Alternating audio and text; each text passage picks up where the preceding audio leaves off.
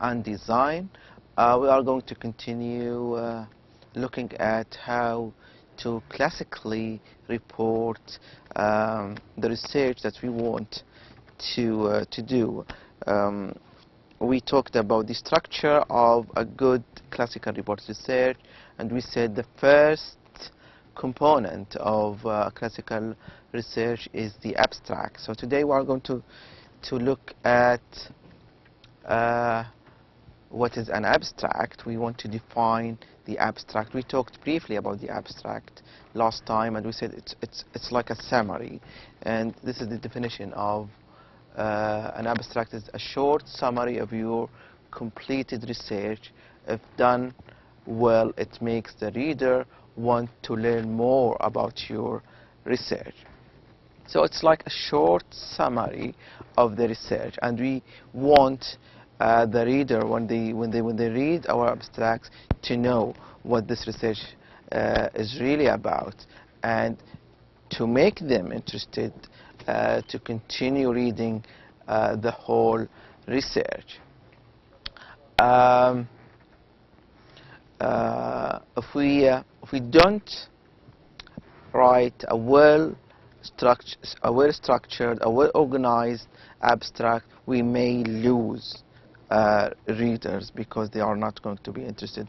And today we are going to see some examples of a good and a bad or a poorly written abstract. So the abstract is a short summary, and here is the keyword here, summary. It's like a summary, but it's a very short summary, and it's needed not to be longer than 1 page. So it should be around 200, 250, 300, 350 words, sometimes 500 words, depending on the requirements of your research. So it's a short summary of your completed research. And here is the other keyword. So number one, it's a summary. It's not too long. Number two, it's written after we complete the research. We cannot write it from the beginning, although it's placed in the very beginning, but we don't write it until we complete our research. If done well, it makes the reader want to learn more about your research. So here, number three, we want to increase their interest. We want from our abstract to increase the interest of the readers so they can continue reading the whole research. Imagine that you have a research of 100 or 200 pages. You need to have attractive abstracts to attract their attention. So it's a summary of the whole thing. After you finish the whole thing, you write this summary, and this is very critical, important. I stress on this. Why? Because some students or some researchers mistakenly tend to write the abstract from the beginning. No, it's a summary of the whole thing. After you finish everything, after you sweat all the pieces of your research, you start writing the abstract. It's important to note that the weight accorded to the different components can vary by discipline. For models, try to find abstracts of research that is similar to your research. Well, this is very important, that the weight of the abstract can be different from one discipline to another. For example, in linguistics, in applied linguistics, research on the English language might be different from mathematics, chemistry, and also the components of the abstract may vary from one discipline to other. So what is the solution? The solution is try to find similar abstracts, similar research, and then try to model them, not to copy them. We are going to talk about copy and paste later. This is called plagiarism. Plagiarism is let's say, is a big crime in research. Yes, seriously, it is a big crime, and we should not copy or paste other people's efforts. We have this culture spread in our world, or let's say in the Saudi context, or the Arab world, that we tend to find things in easier ways, and one of them is just to copy and paste from Google, from forums, and we say, well, yes, this is not a big deal. This is nothing. I just copied and paste. Yeah, you just copied and paste other people's efforts. You need to exert efforts by yourself, especially in research. So this is why plagiarism is a taboo in research. Something should be avoided, and something forbidden and prohibited. So you can have some models from similar research to you. You go and try to model them, to follow their steps in order to write your own abstract. So this is one way, and I think this is the best way, just to benefit from other research. And this is why we call this is an accumulative knowledge. Research is an accumulative cooperation. It started from nothing, from past researchers, and then it developed, continued by different researchers until it reached us. Imagine the development of let's say computers. It started from nothing, and then we had different types of PCs until we have these different brands of PCs, Dell, Sony, HP, etc. And then we have these nowadays tablets, touch, these touchy computers or PC. So it's an accumulative knowledge. If you look to the past, it's going to help you in the future. It's going to help you in the current situation and in the future, and this is very important. And looking at the past is the third step in writing research, which is called literature review. So if you want to look at the past research, this is called literature review, and we are going to talk about this later. So if you want to write your abstract, try to look at similar research to yours, and then you can have a guide or guidelines to your abstract. Components of an abstract. Number one, motivation problem statement. We always start the abstract by stating the problem, which entails the objective of your research. Something like, well, this research is going to look at blah, blah, blah, blah. My study is going to look at the problem of blah, blah, blah, blah. This is the first step, the first component of your research. So you are going to tell in the first few lines why did you care about the problem, what practical, scientific, theoretical, or artistic gap is your research filling. So it's very important from the beginning you tell us why did you want to do this. I wanted, for example, to see how many students failing in the writing course.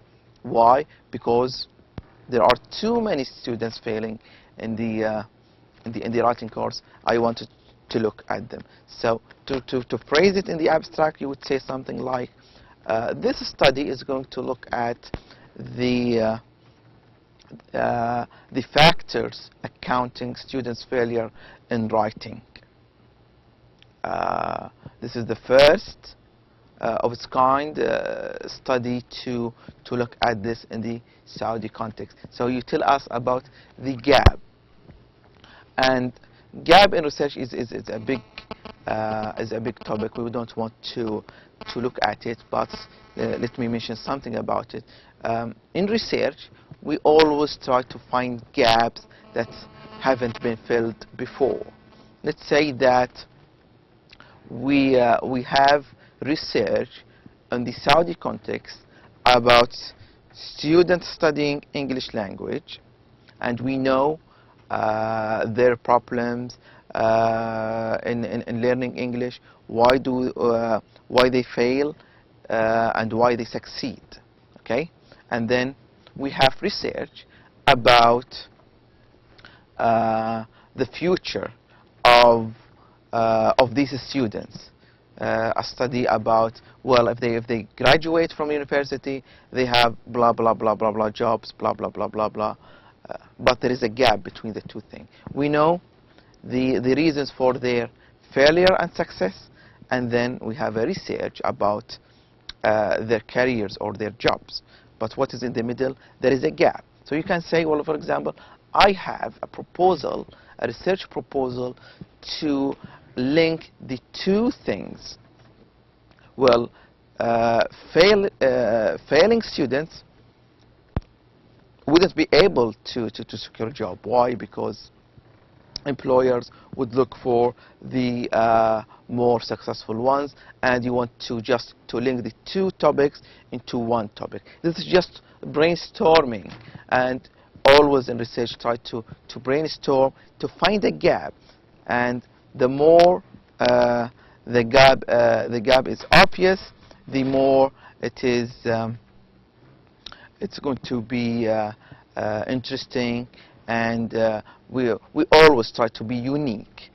Repeating other research is not a problem. It's not a problem to repeat other people's research, but try always to find gaps that haven't been looked before. So in the first few lines in your abstract, you are going to tell us the problem statement, or the motivation of your the motivation behind your research, or the objective of your research. Second, you are going to tell us the methods, procedures, or the approach that you used in your research. After you defined your problem, you say, well, I used interviews, questionnaires to blah blah blah blah to do the study. I analyzed them through quantitative or qualitative approaches. So in the second objective, you are going to tell us what did you actually do to get your results. For example, you analyzed 3 novels, completed a series of 5 oil painting, interviewed 17 students. So let's say that you have 3 novels, and then you want to compare them. You are going to tell us, well, I analyzed the 3 novels, their names, blah, blah, blah, blah, blah, blah. Or you would say, for example, I had 17 students. I interviewed them to know the reasons behind their failure or success in learning English language. So this is number 2, methods, procedures, and approach. The third component of an abstract, you are going to tell us the results, the findings, or the product of your research. As a result of completing the above procedure, number 2, sorry.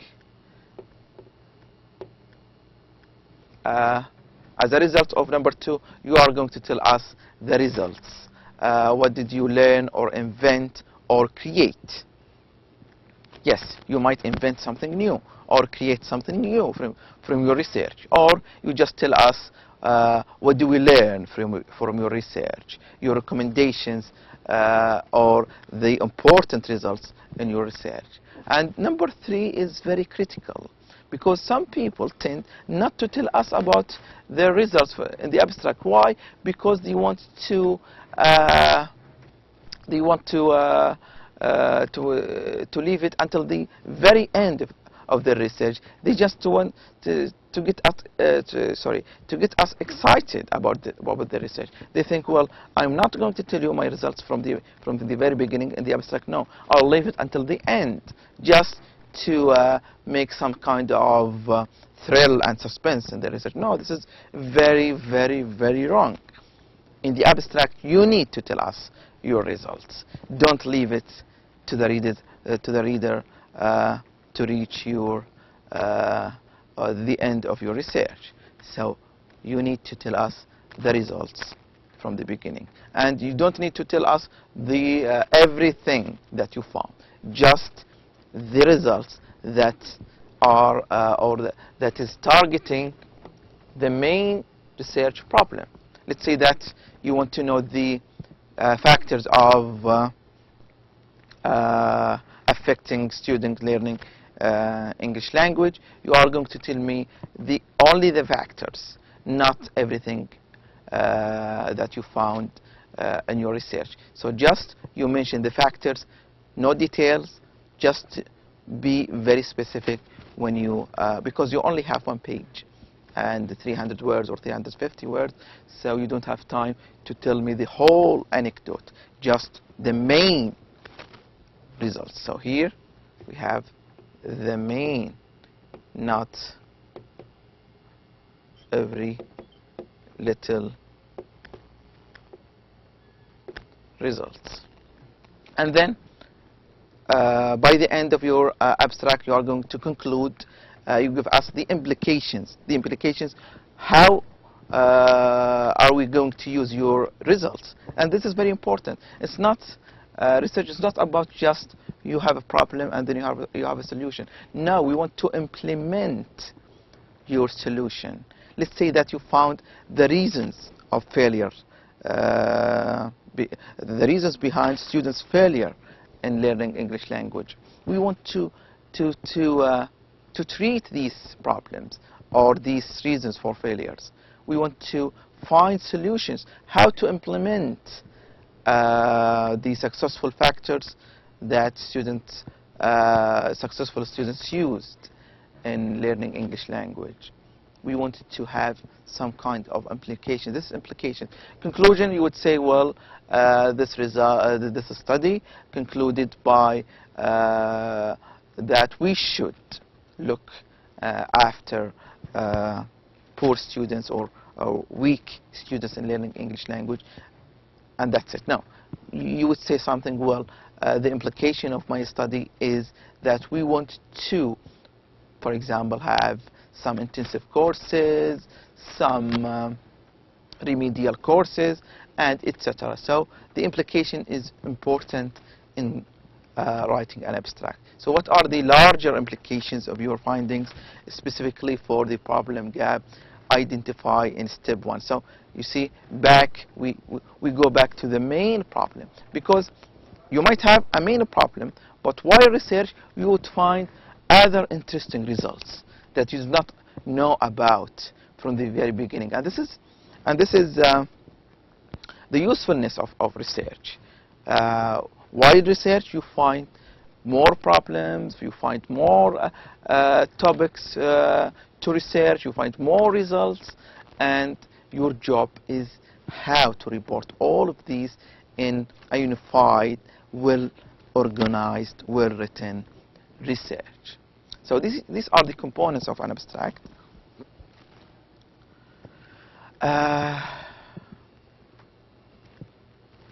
So you see this little mark. This is something to avoid. So you need to avoid these problems. You give what is really an introduction, missing out what the results were. So this is the point that I talked about just 5 minutes ago. You give us an introduction, and then you miss out the results. You tell us what each section of the write-up is going to talk about. In the third section, we will describe the method, not briefly what you did. The method we used was. So you see, here is a big difference between saying, well, in the third section, we will describe the method. In the fourth section, we will describe the results. In the fifth section, we will describe the conclusion. No, this is very wrong. This is completely wrong. You need to tell us what you did. You say, well, the method we used was qualitative in nature. We used questionnaires, we used interviews, we used blah, blah, blah, blah, blah. This is the way to write an abstract. You include wording that refers forward, like as we shall see. Again, it is not an introduction. It should read as referring back to the whole completed project. And this is very important. In the abstract, don't say, we will do blah, blah, blah. As we shall see. As we are going to look in section blah, blah, blah. No. Your abstract should read and should look as a summary that is written after the project, after your research was done. Okay? So let's see an example of an abstract. The factors accounting for the Egyptian AFL University students' negative writing effect. So this is the title of the research. So from the title, we know that we are going to talk about or to read about factors. Factors accounting for the Egyptian AFL University students' negative writing effect. So it's about the negative writing effect. So there are some negative factors that can affect the quality of your writing. From the title, we inferred this, but we need to read more. How? We need to read the abstract. This is the abstract. So let's read the abstract and see whether our guess, our first guess, was true or not. I guessed from the beginning that it's about factors and it's about negative factors that affect students' writing. So this is my first guess, just from reading the research title. So let us read the abstract and see whether this is true or not. This study attempts to identify the factors that account for the Egyptian English major's negative writing effect. Well, this is similar to the title, because the title involves the research problem. For example, this means, for example, their high English writing apprehension and low English writing self-efficacy. Apprehension means fear. Some students have some kind of worries or fear in writing in English for different reasons. Maybe because their English writing is poor, or because they don't want to expose themselves to other people, so they have some kind of apprehension. The subjects were administered 2 scales measuring their writing apprehension and writing self-efficacy. Then those students with scores falling into the extremes of the 2 scales were interviewed about their writing experience and background. To supplement the qualitative data obtained from the interviews, the subject scores on 3 linguistics tests used for measuring their English grammar and vocabulary knowledge were compared to their scores in the 2 scales. Analyzing both types of data showed that there are 6 causes of the subject's high English writing apprehension and 4 causes of their low English writing self-efficacy. Based on the results reached, the study presents some recommendations for writing instruction and suggestions for further research. What do you think? Do you think this is a very good abstract? Yes, I think so. Why? Because it contains the 4 or 5 components of a good abstract. It starts with the statement of the problem, the objective of the research. This study attempts blah blah blah blah blah until here. So this is number 1, the first component. You see, the problem statement. So here is number 1, and then the subjects were administered 2 scales measuring their writing apprehension and writing self-efficacy. So 2 scales here means 2 questionnaires.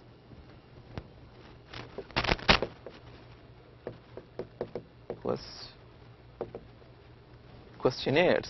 So 2 scales means here 2 questionnaires. So here's what? Here's the researcher is telling us the methods. How did he approach the problem? So he gave the students 2 scales, one to measure their apprehension and one to measure their self-efficacy. So this is one step in the methods he used. So this is, from here we start number 2, talking about the methods. Then those students with the scores falling into the extremes of these 2 scales were interviewed. So again, he used interviews, so questionnaires and interviews. So this is very informative. He's trying to inform us about all the steps, summarizing all the steps in his research in just, you see, 1 page. Interviewed about their writing experience and background to supplement the qualitative data. So he's telling us that he used qualitative data rather than quantitative data. So he didn't want to bother about numbers. He just wanted to explore the factors, accounting, justifying these factors. So you see, he is very good in describing the number 2 in the abstract components, which is the methods. So he used qualitative data obtained from the interviews, the subject scores on 3 linguistics tests. So again, he used 3 linguistic tests. Why? Because he wants to measure their English grammar and vocabulary knowledge. So you see, he used 3 instruments: questionnaires, and then interviews, and he used 3 tests. So you see how informative this abstract is. Very, very informative. And he didn't leave us lost in his abstract. He told us why he used the 3 linguistics tests, because he wanted to measure their English grammar, vocabulary knowledge. And he compared the results from the 3 tests with the results from the questionnaires and the interviews. Analyzing, so again, he moved from methods to data analysis now, and the results. So here is telling us the results. Analyzing both types of data showed that there are 6 causes of the subject's high English writing apprehension and 4 causes of their low English writing self-efficacy. One way to improve this abstract is to mention these causes if they are not, if they are clear, if they are misleading. If you think that mentioning the causes here is going to mislead the reader because of terminology or difficult words, well, it's okay not to mention them. Why? Because your main object is to attract your reader, not to keep them away. So here is the results. We have 4 causes for apprehension and 6 causes for apprehension and 4 causes for self-efficacy. And then from here we have the 4th step, or the 4th component. Based on the results reached, the study presents some recommendations for writing instruction to improve writing teaching. Instruction here means teaching. So he recommended some ways to improve writing teaching and also some suggestions for further research. And this is very important. And we need to talk about this later. Some would say, where can I find a research problem or a research topic? Well, by reading the previous research. Almost every single piece of research has a section of recommendations for further research or suggestions for further research. Researcher would say, well, I stopped here. I couldn't continue more because of time limit or space limit. I couldn't write more than 100 pages. well, I need to stop my research here, you can continue this research from this point onwards. So this is a very good way to end your research with, suggesting more further research on the same topic, or continuing the same topic. So we see we have the 4 components that we need in a good abstract. Here is an example of a poor abstract or poorly written abstract. Let's read it. It's not about English language. It's different, just to show you abstracts from different disciplines. Friends of Children helps underprivileged elementary school children. There currently is a need for after-school programs in Anywhere Parish. Like the one Friends of Children would like to provide, such a program will help at-risk children do better in school, learn important interpersonal skills, and become better citizens. The after-school program will target kids in Anywhere Parish and will operate after school on Monday through Friday in the local community center. Trained adults will provide homework assistance in all classroom topics, as well as provide games and fun activities. The objectives of the program are to make students better learners and improve their social skills and personal well-being. The impact of the after-school program will be evaluated by looking at students' grades and satisfaction with the program.